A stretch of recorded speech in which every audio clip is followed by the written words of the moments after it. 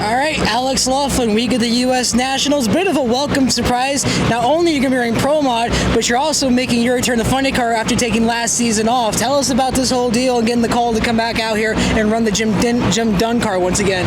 Yeah, I mean, ultimately, there's just not a whole lot of people that have what you'd consider the golden ticket, which is the license to be able to even get in one of these things, especially last minute.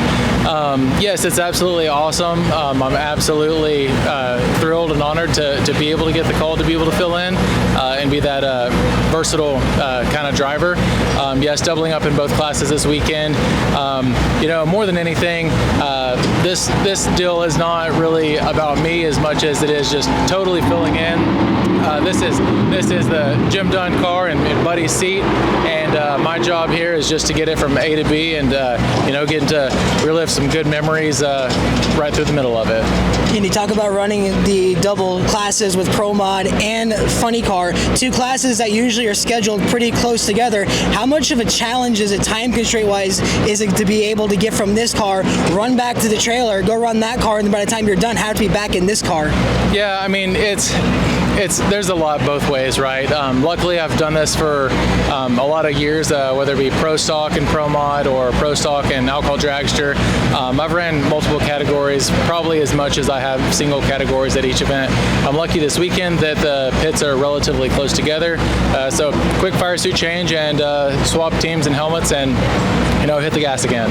It's been a while since you've driven one of these funny cars. You didn't get really any test runs to get used to driving a funny car again. What do you think might be that biggest challenge of trying to get reacclimated to driving one of these monsters on this racetrack? I'll tell you one thing, like the Pro Mods are a handful. They're great. For me, it's such a happy medium. These things, it's all about the feeling of just survival. What we talked about is, do I want to make a full pull on the first run? And I said, I'll make that decision when I get there. If it's going straight and it's going fast and there's no reason to lift, then I'm not going to.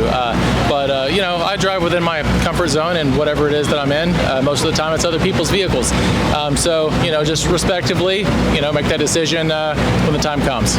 And to get to make your return at the U.S. Nationals of all places, how important does it feel to you to not only have the opportunity to win in a Pro Mod car here at the U.S. Nationals, but also have an opportunity to try and do it at the Big Go in a Fuel Funny car of all things? I mean, it's just about next to impossible, right? But never count us out, and sometimes it takes luck, and whenever you have luck on your side, it definitely pays off. Usually, even on race day, you don't get 4 rounds that you just completely dominate. Usually, there's one of the 4 that you needed for a lucky pass that ultimately got you the trophy at the end of the day. So, as far as rounds and whatnot, one round at a time, and we're just going to do the best we can.